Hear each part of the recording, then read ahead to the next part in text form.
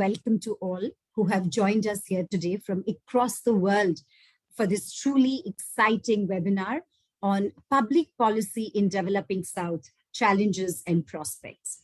The webinar aims to outline the major public policy challenges that the developing South is faced with in the 21st century. These challenges that we want to talk about here today are not limited to contexts within countries, but have implications for the world and the world economy that is reeling under the burden of the Great Recession and the COVID-19 pandemic. However, every challenge also offers new prospects and opportunities. What contributions can trained public policy practitioners make towards meeting these challenges?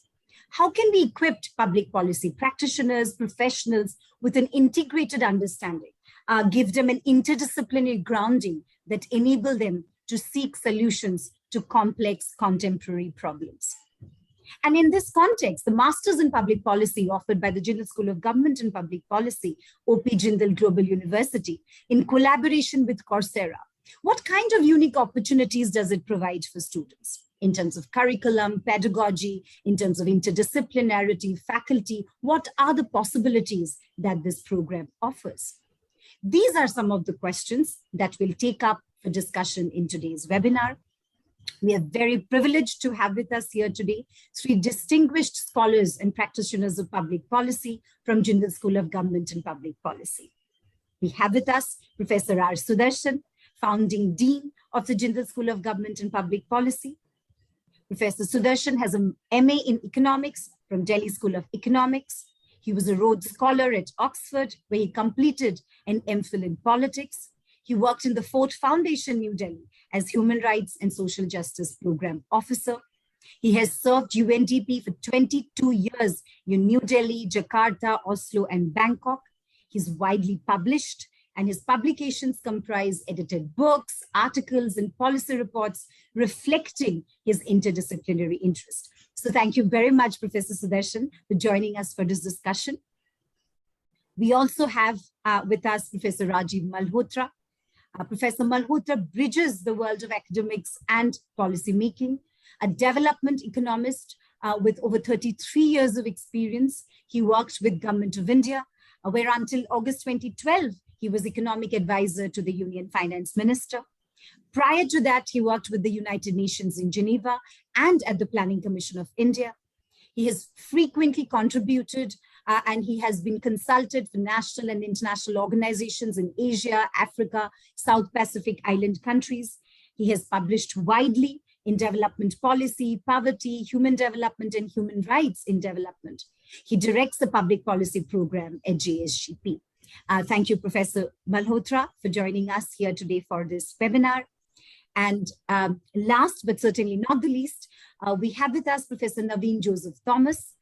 Professor Thomas completed his PhD in economics at the Department of Economics, Delhi School of Economics, University of Delhi.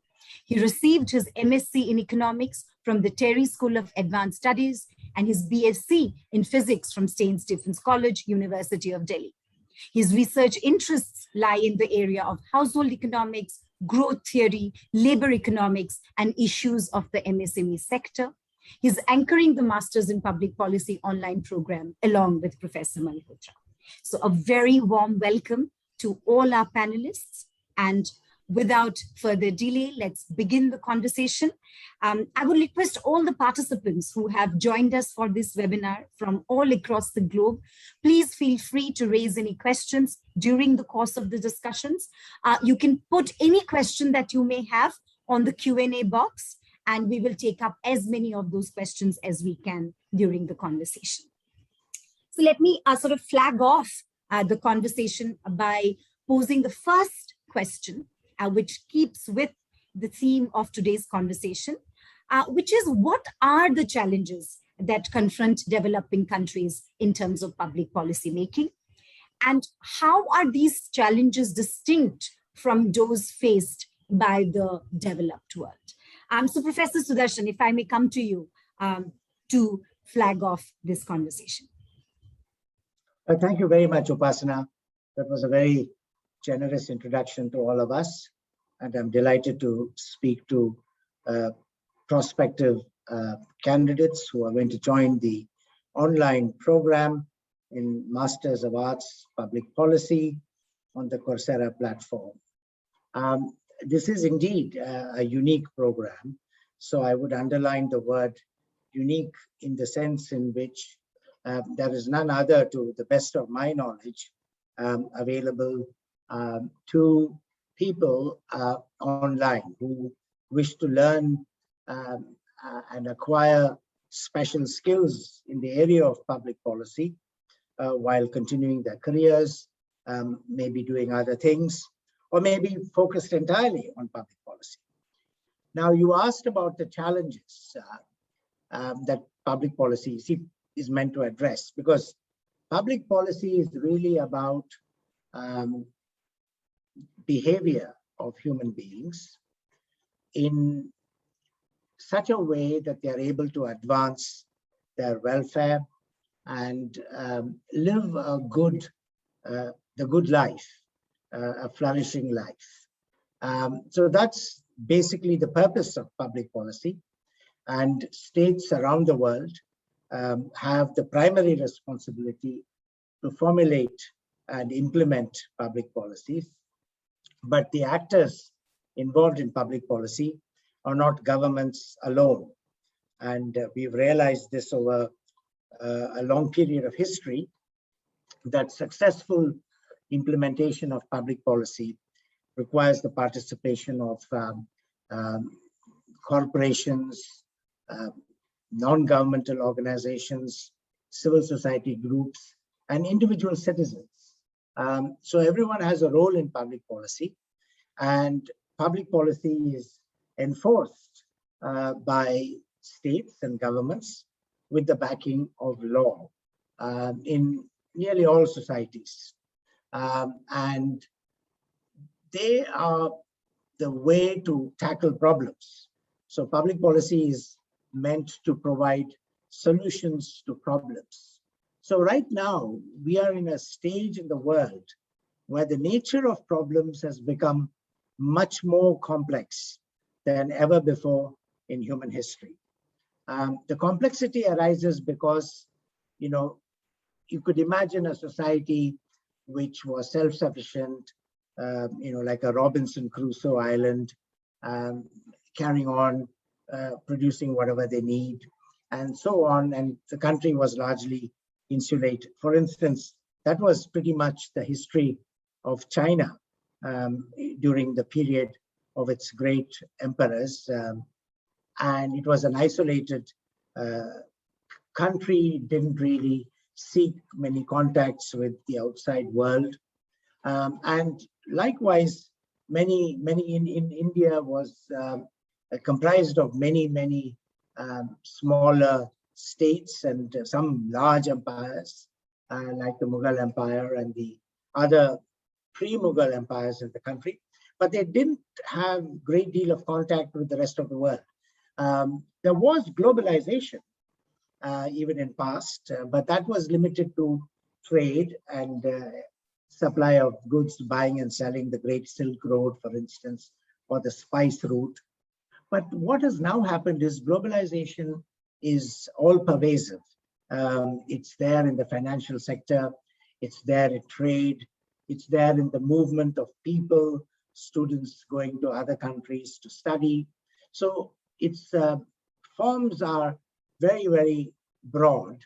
And so there's much more globalization right now. So one of the concerns when there is a lot of this globalization is people are concerned about a fear that globalization may homogenize everyone, right? That all of us in every country would be, getting our fast food from McDonald's or KFC. And this is a genuine concern. So so while globalization has happened and it is by and large been useful to people, it's also produced a large number of anxieties. What am I to do with my culture? What is to do with my backyard? Is education getting homogenized? Is ways by which people dress getting homogenized? Is the music they're listening to getting homogenized? So that's a major concern. And that's one of the reasons why you have a backlash against globalization now, in terms of many political leaders around the world, say even Brexit. The United Kingdom is concerned that, the prolonged association with the European community will somehow permanently affect the character of the United Kingdom, which is, Scotland didn't vote for Brexit, so it's the English character that that was the concern. And President Trump's manifesto and his appeal to his electorate when he was the president was likewise based on immigration, anxieties about globalization, producing people coming across different countries and so on. And then you have, in our own country right now, I'm speaking about India, we have the Prime Minister talking about self-reliance, right? Again, saying that, we shouldn't be too dependent on what globalization brings. We have to stand on our own feet and so on. So that's one set of concerns. But then you also have the pandemic. You also have persistent challenges that we have not overcome, which is poverty, inequality, unemployment, and the absence of sufficient progress in the provision of healthcare and in expansion of education opportunities to the people. So human development in the developing world is still a challenge. You may say that it's the Scandinavian countries, or to some extent, for the large part, the prosperous countries like the United States have, by and large, provided basic necessities to people. They don't have abject poverty. But in countries like China and India, we still have abject poverty, and we still have to figure out how to make the economy conducive to giving gainful employment, meaningful employment to people. So there are all of these challenges. And so the reason why this course is timely and important is because it has been devised to address complex problems. So one other aspect of complexity is that complexity is such that it cannot be addressed by insights from any one discipline. So you cannot say I've mastered economics and therefore I'd be able to solve most of the problems confronting developing countries, particularly poverty or unemployment or inequality. Economics alone can't do it. You need the insights from other social sciences. And in the case of the epidemic, we know we need the insights of epidemiology. We need the insights of demography. So we need really a very interdisciplinary approach to policy making. If you don't have that, and you rely on just the one set of experts, as some countries did, saying we'll tackle the COVID pandemic by doing exactly what the science asks us to do. We will religiously follow what the epidemiologists are saying that we should do. If we do that, we forget that there's such a thing as human beings and their psychology, and what will make them behave in a way that the epidemiologists would like us to behave. So all of this requires an understanding of culture, sociology, insights from other disciplines, even history and geography. So public policy is unique. The way we have devised our public policy program, unlike many courses around the world, where public policy gets to be overly dominated by the one discipline, which is economics. And that's understandable because it has to do with allocation of money and resources to implement policies. But a good policy can be devised only in a way by which we are truly interdisciplinary, not multidisciplinary, not economics first, then political science, then sociology, and so on. In approaching the problems that public policy is meant to solve, we have to approach it with combined insights from many, many disciplines. And therefore, it's unique because you can do courses in economics or get degrees in political science and sociology. But if you want to really be able to contribute to tackling public policy problems, I'm not saying that you can solve all of them, because there are some very big problems that resist solution. But a better grasp and understanding of public policy could be got through this particular program. And this will stand those who do this program in very good stead in many walks of life. Because public policy, as I started saying in the beginning, is no longer the monopoly and the sole preserve of governments around the world. So I'll stop there, Upasana. I'm sorry, I may have gone a bit on too long. No, absolutely not, Professor Sudarshan. Thank you so much for those insights. And what I take away from what you said is actually two important points. One is that, we are dealing with a complex set of realities in terms of contemporary world, which are both perhaps systemic existing realities and also the kind of realities that we are faced with in the context of the pandemic, in the context of globalization and the anxieties of globalization that the developing world is facing. And then what can public policy do? Why do we require, public policy professionals, practitioners, who are grounded in interdisciplinary training to be able to seek a more nuanced solution to these problems, and why that is significant, and what can, and Masters in Public Policy that JSGP is offering in collaboration in Coursera, what can that do in terms of training these professionals? So thank you very much for bringing that out. Professor Malhotra, may I go to you next to hear your thoughts on the conversation that we are having currently in terms of the challenges and the uniqueness of the program that is being offered in terms of the online program in Masters in Public Policy. Professor Malhotra, over to you. Thank you. Let me start by saying that there's no denying the fact that the problems that the developing country face are numerous, they're complex, and they're coming from all over. I mean, there are homegrown problems, there are problems. Countries are getting buffeted one after the other by problems that are actually originating elsewhere. And we don't have to look back very far in our history to see how repeatedly and frequently that is happening. But I like to kind of draw attention to a different aspect of your question, Professor Mahanta. And that is the issue about the challenges that developing countries face in policymaking. And they primarily come from the fact that there is a singular absence of the appropriate institutions that every society would need to manage their affairs. So what are institutions? Institutions are formal and informal arrangements in a society which are used to govern the affairs of the society. And a critical element in the fact that policy making is not decisive enough, effective, or even absent is because sometimes these institutions are missing. We need institutions to craft policies. We need institutions to create a consultative process to provide the inputs into that process of policy formulation. We need institutions to implement those policies. We need institutions to collect evidence to see whether those policies are actually cutting the ice. Are they hitting their objectives and goals effectively or not?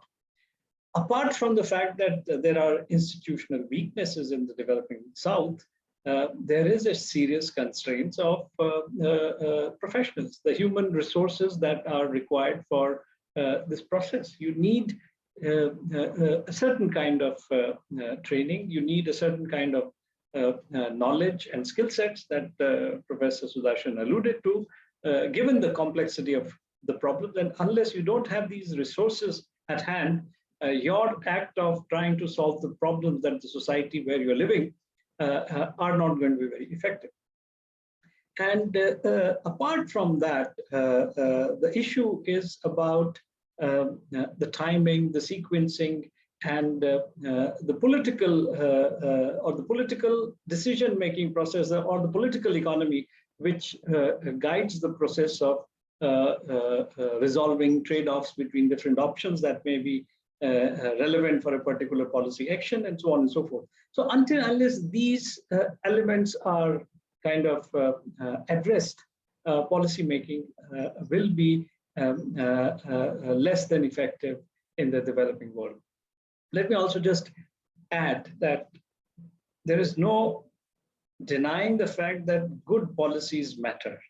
And there's ample evidence from around the world that countries that have been able to move or transit from their developing status to somewhat more developed status have done largely on account of the input which comes from good policy making.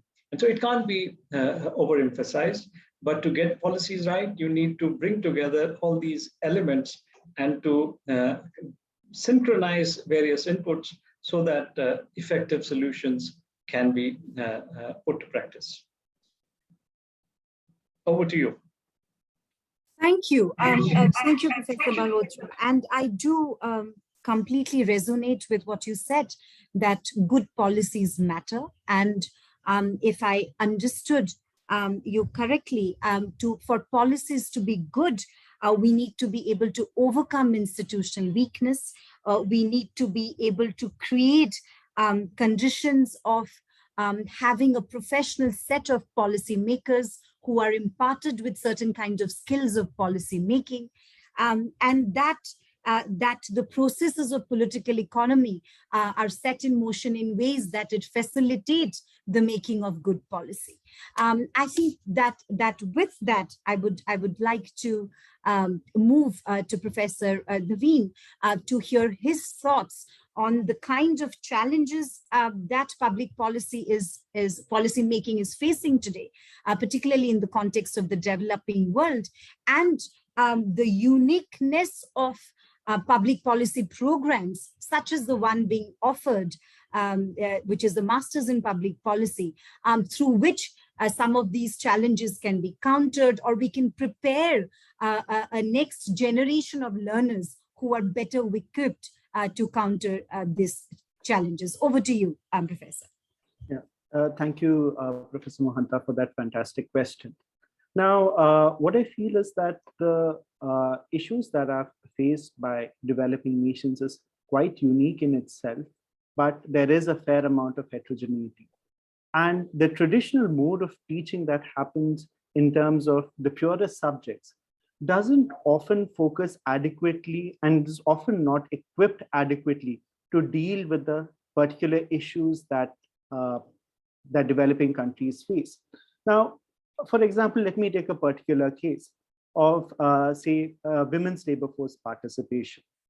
Now, say that across the world, we've seen that higher levels of education, lower levels of fertility, and in general, economic growth have increased participation of women in the workforce.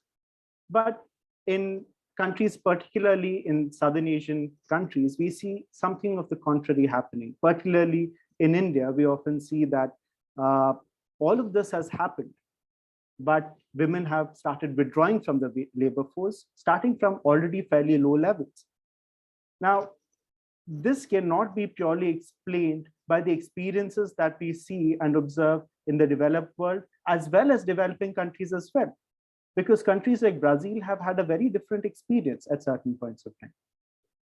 Right? So understanding these issues requires a fresh way of thinking. And it cannot be a purist approach. You need an interdisciplinary approach, as both Professor Sudarshan and Professor Rajeev were talking about. Now, the other similar issue is about the role of small and medium enterprises.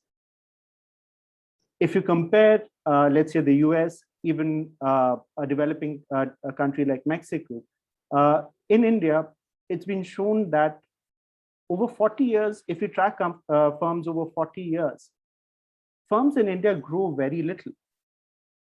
Mexico does twice as well, and in the US, it's almost 8 times better. Now, we cannot look for solutions in a myopic way. These are complex problems, and often it's not purely about an economic way of thinking. And what the public policy program at JSGP offers is the promise of a training that gives multiple exposure to multiple fields, economics being one, sociology being the other, and also trying to ensure that while we make a level playing field for learners from different backgrounds, we also allow them to specialize in core areas that they're interested in. Right. So over to you. That's all from my side. Well, thank you very much for that. And I think the uniqueness of the point that you bring to the table of this conversation is that, we cannot look at the developing world as a homogeneous entity, that there is heterogeneity of experiences of people across the developing world and how they engage with public policy and public policy decisions. The example of women's workforce participation that you give resonates actually particularly with me, because that is an area of interest, area of research that I have been working on. And it is interesting to see, particularly in the context of the pandemic, how it has impacted women's workforce participation, has, forced us to reimagine the private space itself, and it drew the focus of public policy again to the unpaid care work that women do within the households, whether it is cooking, cleaning, taking care of the elderly, aged, the children, and so on and so forth, which sort of adds to the work that women are expected to be doing within the household, and what kind of policy implications that has in facilitating women's labor force participation. So that point particularly resonates with me. So with that, because we've thrown in a lot of interesting points into the conversation, I want to understand how, and you spoke about, all three of you have spoken about interdisciplinarity. You spoke about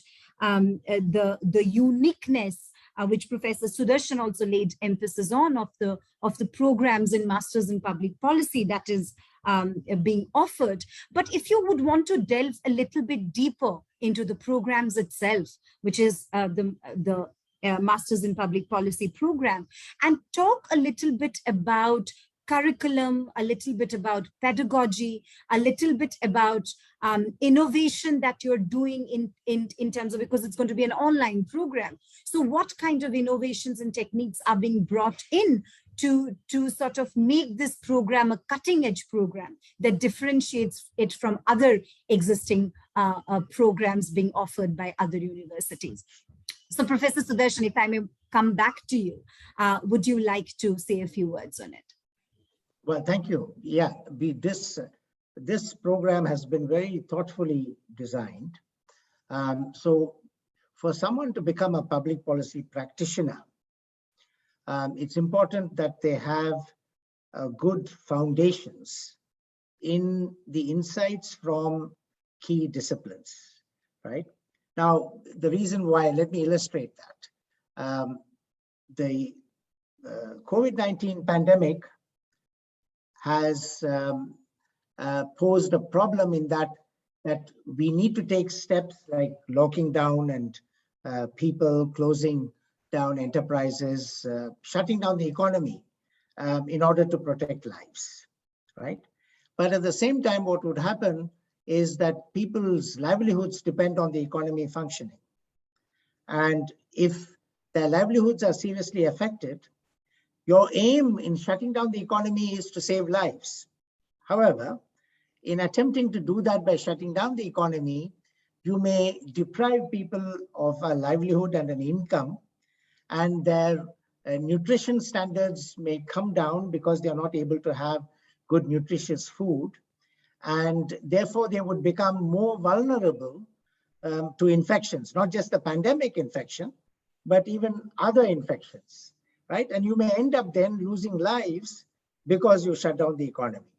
On the other hand, if you didn't shut down the economy and there is a risk that many people will die, political decision makers will be very, very anxious, that they don't want reports of multiple deaths all over the place, and they'd rather not have that. And so the key element here is, how do you devise policies such that you strike a balance between the necessity to place some restrictions on the functioning of the economy in order to save lives, at the same time keep the economy going in order that people are able to withstand and have sufficient nourishment and a sense of confidence about coping with the risk of the epidemic, right? So this is the kind of challenge that you have. So in order to address a challenge like this, you can't just rely on the one set of experts. You need to be able to be sensitive to insights from multiple disciplines. You need to know that human psychology is that people will want to be with their families. So if you tell them you're shut down, stay where you are, stay put, don't mingle with other people, you are defying human psychology, because people will want to go and mingle with other people. And this is a lesson that we did not learn. So one of the things about public policy is also history. So in the case of the pandemic, we've tackled the so-called Spanish flu in 1918-19, which affected many developing countries, the world. We tackled the plague. And in all of these situations, one of the early concerns, for instance, in the Indian subcontinent, which is now Bangladesh, Pakistan, Sri Lanka, Myanmar, Afghanistan, that region, one of the things that the British policymakers did was to move people who were migrants out first before the pandemic became severe. We didn't learn that lesson. We, in the case of India and also in many countries, they thought the best thing to do is to lock down, and people were very pleased that they took this drastic step of locking down, forgetting that many people are not in their own homes. So I'm saying this because in each of our courses is so designed, and you will get into more detail from Naveen and Rajeev. It's designed in such a way that you get some foundations. You need to have some foundational learning from the key disciplines of social sciences, right? And after that, the program is designed in such a way that you are able to tackle problems with multiple dimensions, and then to be able to be alert to unintended consequences. So you must have evidence for policy making, but the evidence is what you get is evidence now. There could be unintended consequences. It was a very good policy to eliminate malaria, for instance, in the Tarai region between what is now Nepal and India. The mosquito infestation disappeared with the spraying of DDT. But what happened, what they did not anticipate is that you would then get people coming into those areas and clear felling the forests and starting agriculture, right? Now, on the scale in which it happened, the consequence of that is to this day, we have floods in the plains of Bihar, and the floods subsequently affect Bangladesh, right?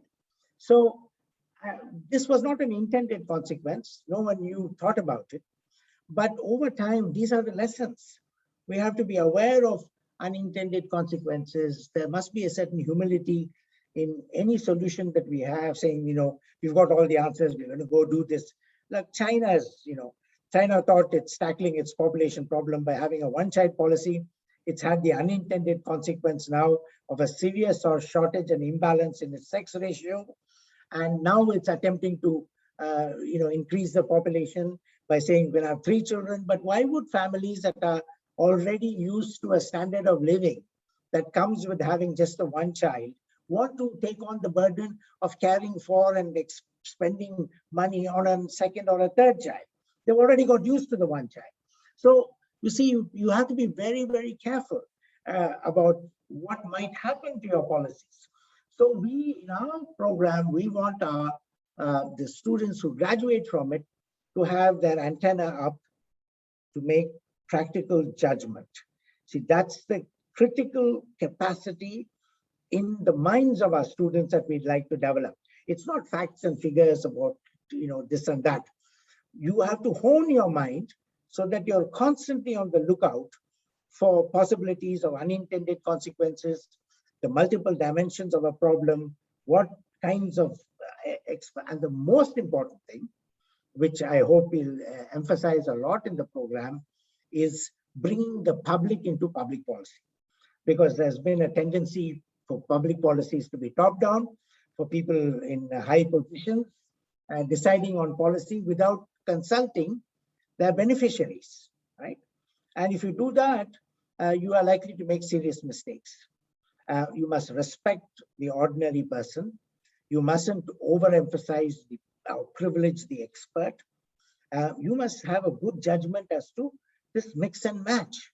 So what we hope is that what we teach and the kinds of experiences, some kind of a capstone, some group work, all of this will end up with graduates who are sensitized to make or cultivate the critical capacity to make sound, practical judgments. Well, thank you, Professor Sudarshan, for that. And what I take away is that the program that is on offer is not a one-dimensional, top-down understanding of public policy, but it's truly interdisciplinary, focuses on developing critical thinking, and focuses on honing and sharpening in the mind to be able to engage with the real-life challenges of public policy that one will be thrown at as a profession. Professor Malhotra, if I want to come to you and if I would request you to elaborate the points raised by Professor Sudarshan a little bit more by focusing on perhaps the curriculum, the uniqueness of the curriculum that is on offer, the kind of pedagogic tools that you would like to employ, so on and so forth. Professor Malhotra, over to you. Thank you, Professor Mahanta. Let me, go squarely on the question of how our curriculum responds to the challenges that we see are there in the developing world in the context of public policy making. So what we have done is we have divided our curriculum into three different segments. We have the foundational courses, and the foundational courses are basically in the domain of economics, sociology, and institutions, the role of institutions in the society. Followed by these foundational courses, we have what we call the essential courses. Now, these essential courses are both substantive and skill-based, because these essential courses are then are meant to equip you to kind of pursue your specialization in the third set of courses, which are the elective courses.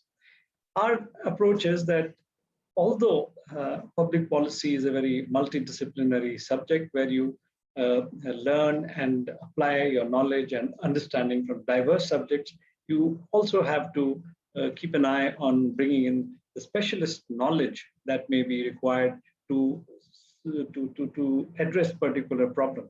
And so you need to also think in terms of specializations. So we have arranged a set of elective papers which will cover broadly 4 or 5 or 6 broad themes. And if I may be permitted, I could just list them up. One would be the themes of specialization related to economic policy and reforms related issues. The other one would be on social policy, which would cover issues in health, education, and related concerns. The third would be on environmental issues. Then we have a specialization in skill sets or competencies, which go analytical competencies, which are very much in demand for a good policy making process.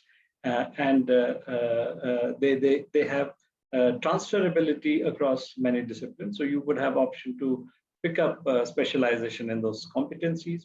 Apart from that, we will look at issues which are common and important in the developing world, issues related to land, labor and urbanization, issues related to governance, and so on and so forth. So there's ample scope for specialization once you have navigated your way through the essential, the foundational and the essential courses. Our intention is to expose you to theory and to practice. So the course, the curriculum balances the theory and the practice. At the same time, we want you to be familiar with the contemporary public policy debates, the global public policy debates, so that should there be an occasion for you to be engaged on those issues, you are ready and you can hit the ground running. The final point I would like to make is that in taking you through the 2-year program, we would also give you ample opportunity to undertake research as a part of a group exercise and as a part of your individual research interest through capstone project. Because we would like to see at the end of that process, the process of 2 years that you would be undergoing learning this as a part of this degree program, to be independent researchers who can provide the analytical inputs for any solution, any problem that you are seeking to address in a social context. Finally, we expect that once you traverse your way through these different courses over a period of 2 years per semester, you are as competitive as any graduate from a public policy school from anywhere, with an additional advantage of having been sensitized on the perspective that is relevant for issues in the developing world. So let me stop here and let Naveen add to what I had to say on the curriculum. So over to you, Professor Mahanta, and then to Naveen. Thank you. Thank you, Professor. It is truly exciting to hear about the course and the curriculum. Actually, it is truly fascinating the way it has been designed. Professor Naveen, would you like to add to what Professor Malhotra said? And just 20 seconds before that, we have some questions coming in, which we would like to now gradually take up. I just want to request all the participants. I see that some of you have raised your hand. If you would just put your question on the Q&A box, we will take it up for a discussion. Yes, Professor Naveen, please, over to you. So this program adopts a fairly unique pedagogy. We understand that a lot of our students will be working professionals, and the ones who are planning to take this course will also probably be in a situation where they cannot be in a residential or a physical mode program. Now, the flexibility that this program offers is that for the most part, the teaching and learning is asynchronous. So most of the lectures are recorded well beforehand and uploaded onto the Coursera platform, which the students and learners can access at their ease and whenever they have time. Now, the COVID situation has also highlighted the importance of human connection and the importance that it's highlighted our nature as social beings. So keep being sensitive to that. We also have this component of live sessions and the idea of academic coaching and assistance being something that's firmly grounded in the program design. Now, the live events are of three kinds. We have sessions with the instructors, which are in the form of office hours or live sessions, where probably a little bit of additional theory or content can be shared with the students depending on the cohort, the nature of the cohort. And there are also weekly tutorials with our course teaching associates.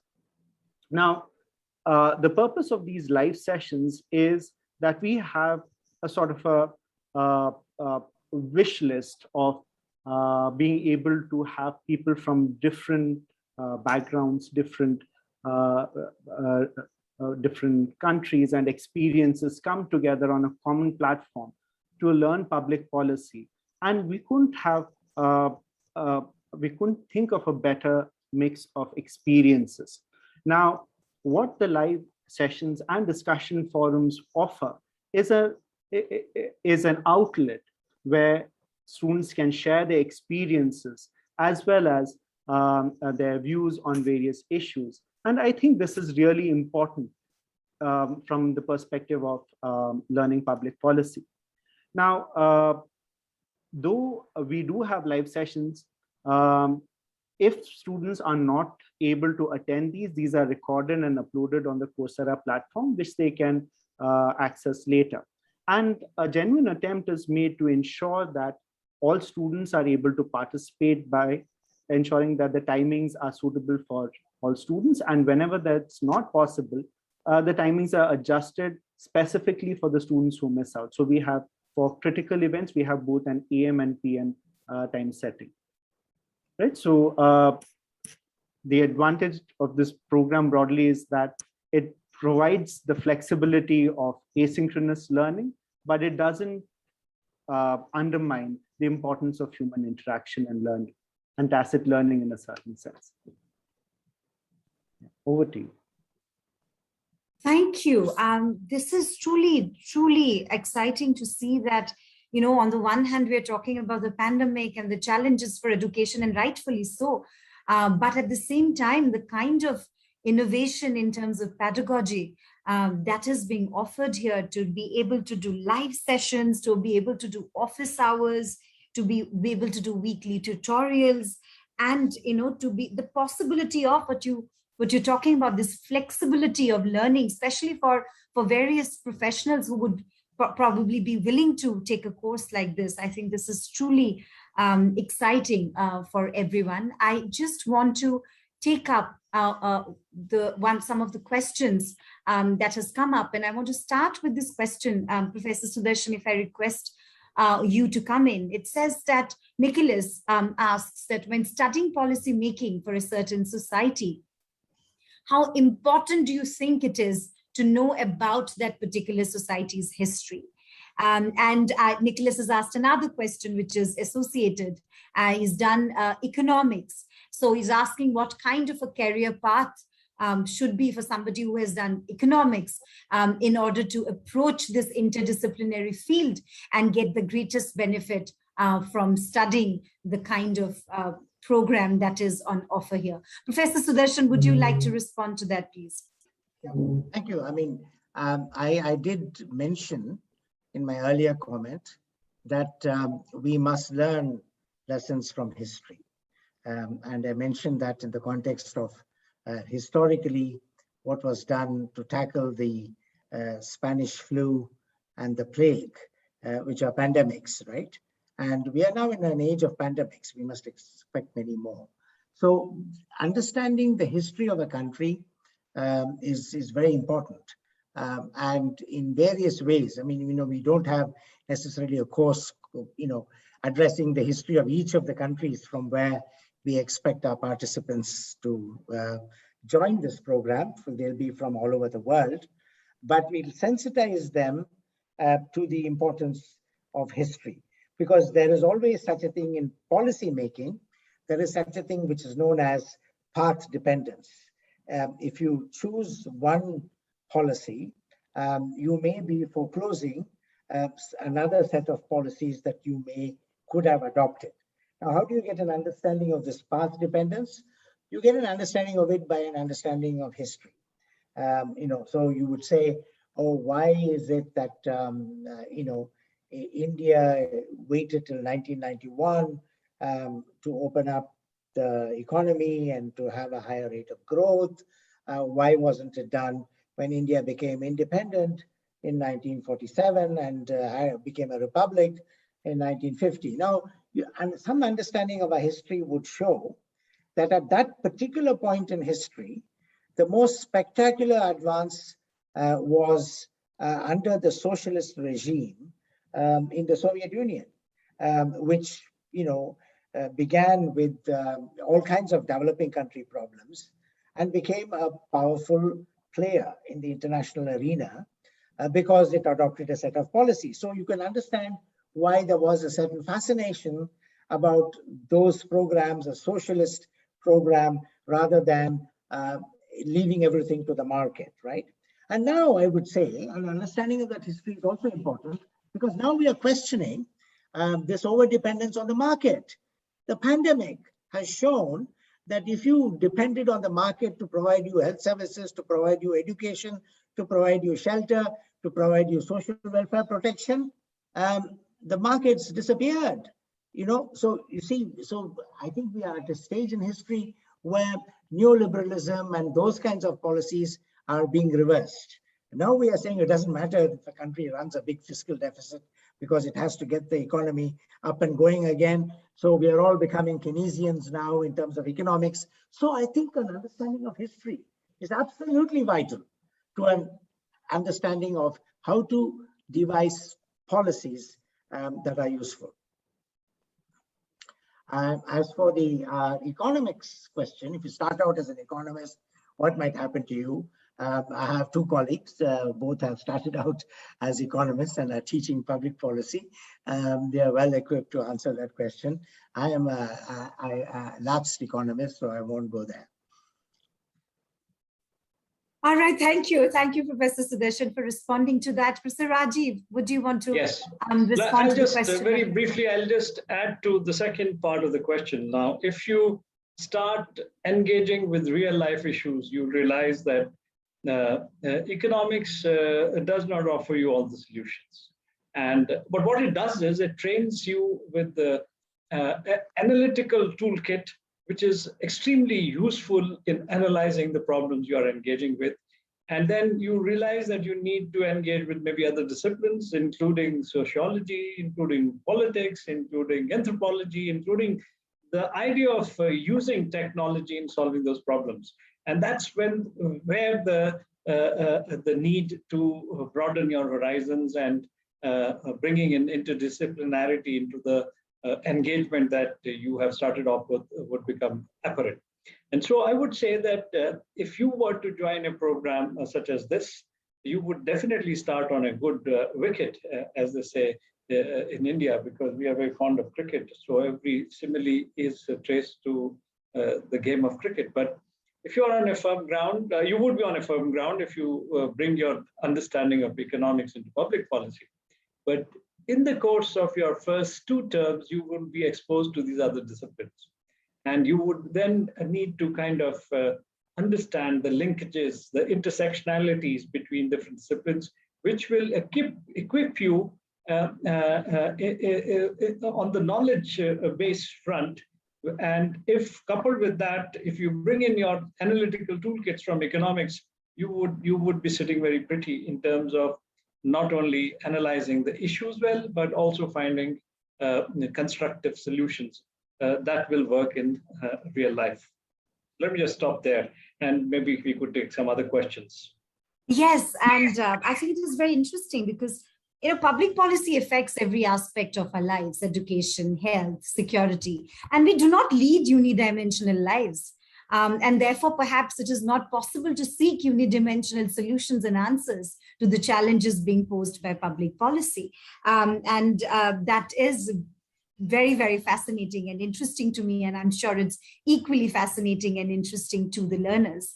Professor Naveen, if I may come to you, and one of the questions that we are getting frequently is the question of what are the possible career prospects after doing a course like this? What is, and I believe one of the questions was also answered by Professor Sudarshan, but I want you to address also all others who are watching us live, and Professor Sudarshan may weigh in as well, that what could happen after doing a course like this in terms of career prospects?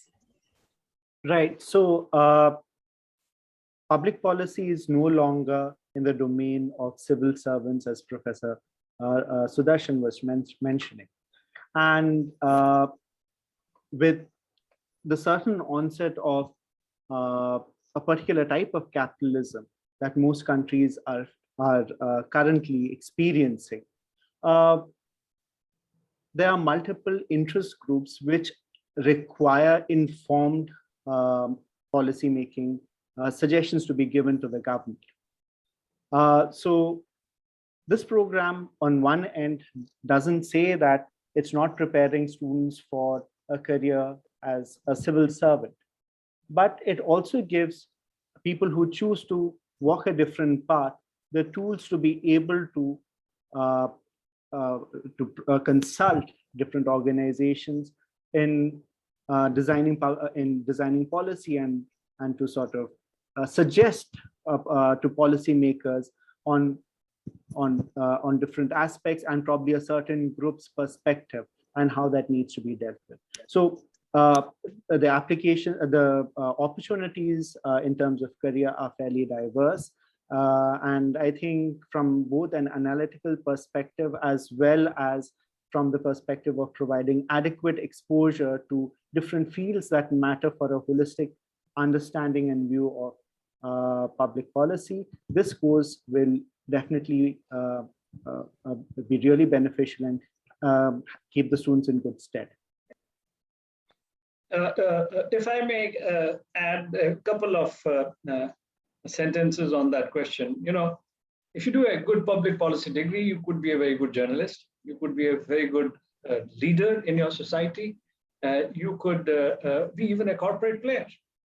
One is discovering more and more the need, even within the limited sphere of business enterprise, that in a globalized economy, you need to have a perspective which goes beyond your domain where you are operating as an entrepreneur.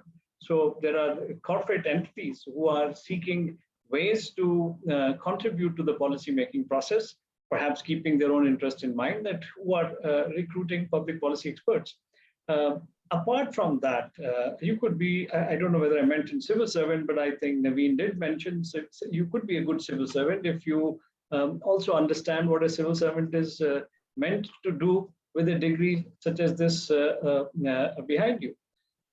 So there are diverse options, and one of the main driver in the transformational process in developing country has to be the driver in each one of us. In other words, human agency.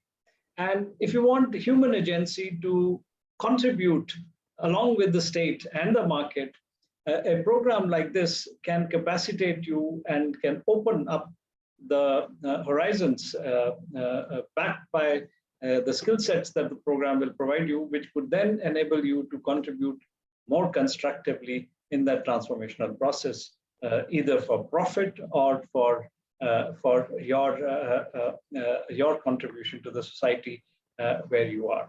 So there are diverse options, there are diverse career possibilities, and but we are also directing this program at professionals, at working professionals. So for them, I think the option of doing a degree like this is to improve opportunities for advancement, and even at a international level in multilaterals.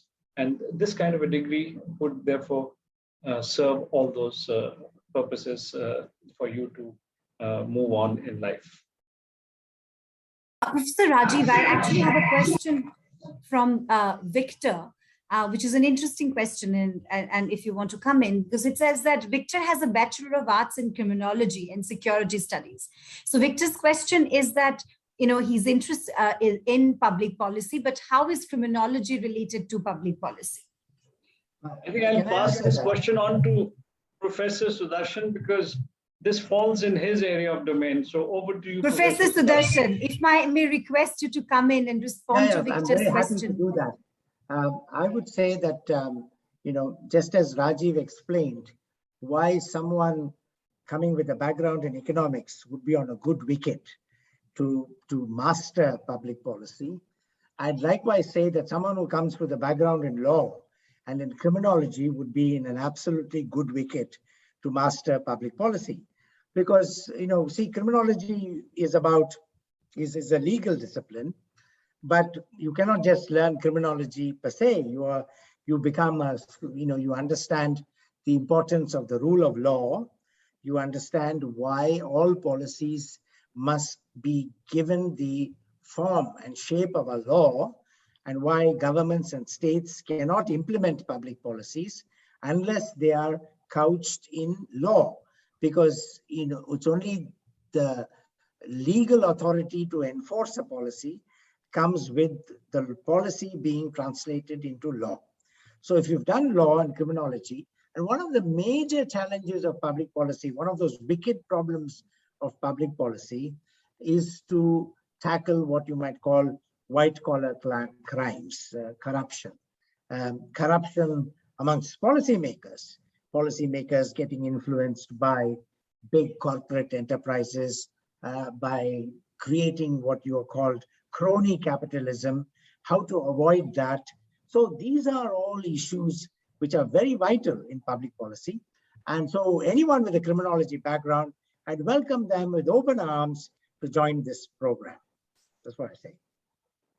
Thank you, Professor Sudarshan, for that. And I just want to highlight that at Jindal, we also have an Office of Career Services, OCS, which offers career counseling and various other kind of services. And everyone who is into the Coursera platform with us doing our masters in public policy would also be able to access those kinds of facilities that we provide at Jindal University. I want to briefly, because we do not have much time left, I want to briefly, sort of focus on the program itself. What are the deadlines that the students should keep in mind? What is the application process? How to go forward? Those of them who are interested in joining the program, now what are the next steps that they are to take in order to be able to go forward? Professor Malhotra, would you like to take that? Yeah. Okay. So our deadline for admission as of today is the 5th of September. But given that this is the first year of this program and we've just launched it, we are going to extend it by another week or so. And so you need to keep that in mind. You need to land on the Coursera page, where the web page where our degree program is displayed. All we require is a graduate degree in any discipline from a recognized university anywhere. It could be in any discipline. So there is no precondition that you need a certain set of credits in certain subjects. That's not there. We need only a graduate degree. And the application process is fairly straightforward and simple. You have to write a small statement of purpose, which is used to assess your motivation, your interest, and your background that you're bringing into this degree, which would determine your selection to the program. And the program, as I said, is at some point of time, I said that it's a 2-year program, which is divided into 4 terms. And the first term starts now, and you would be navigating through the different subjects that I mentioned, but in all 4 credits every term. So in terms of dates, I've told you. In terms of tuition fee and the deadlines for submission, you will find that on our web page. But we'll try to share with you, it has been shared already. We'll try to share with you, it has been put in your chat box, the web link for you to start a application process. Apart from that, is there anything that I can think of sharing with you at this stage? No, not really. If Naveen has to add something to by way of information on the admission process, please go ahead, Naveen. The deadline as of today is the 5th of September. And as Professor Rajeev was mentioning, the admission process is fairly straightforward. You will be, the primary work there is to write a statement of purpose. So these webinars probably will feed into and provide you enough content to populate your SOP. And I think that's the only bit that requires a bit of time. Otherwise, it's pretty much uploading a couple of documents and the application process is straightforward. The deadline is likely to be extended, but as of today, 5th of September is the deadline that we are looking at, and possibly for an extension that will be announced. Thank you so much, Professor Naveen. Those of you who missed the deadline, which is 5th September, you will get a notification about the extension. And those applications which come in post the deadline, you can also be considered for the next cohort of the Masters in Public Policy program, which is going to start in February. So if you are unable for some reason to join this cohort, then you can also apply for the next cohort.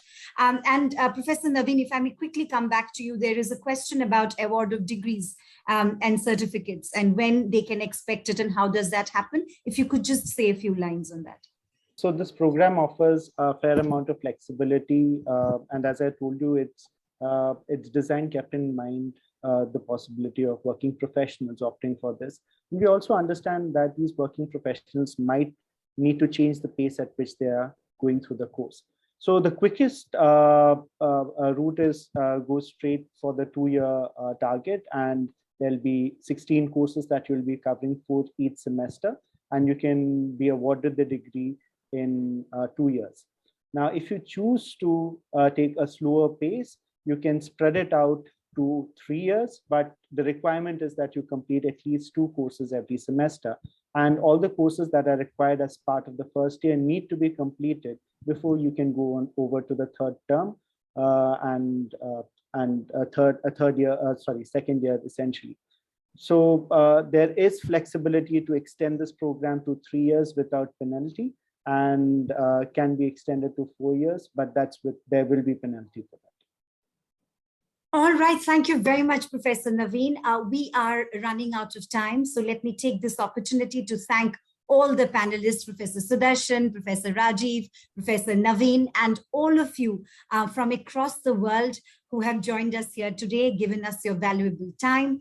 If you require any further information about the program, it is there in the chat box. The link is there. Please do not hesitate to get in touch with any one of us so that we can guide you in this process. We sincerely do hope to see many of you in our virtual classrooms, and we do hope that the conversation that we started today, we can carry forward this discussion and have many more such enlightening, enriching conversations in the future. We wish you all the very best, whether you join us or not, and we do hope that we will get to see you in these conversations taking part in the future. Thank you very much, all the panelists. It was to add, Upasana. Yes, please, Professor Sudarshan. Pleasure having you. So we are very grateful to you for anchoring this program. But I also wanted to tell the participants that you are our dean for admissions, and that and that you are the most important person at this stage. After they join the program, they come into our hands. But before they join the program, if they have any concerns and queries and so on, they would be free to approach your office. And I can't think of a more concerned, considerate, and conscientious dean of admissions than what we have in Professor Upasana Mahanta. So thank you. Well, thank you so much for this truly kind and generous words. And I am more than happy to respond to any queries. You would get all my credentials, my email IDs, in fact, my phone number from the website. So please do not hesitate to get in touch, and I will do my best to guide any and every one of you in this process. It would be an absolute pleasure. Thank you very much. Thank you all the panelists, and we hope to converse again soon. Thank you very much. Thank you. Bye, everyone. Thank you very much for joining us here. Thank you.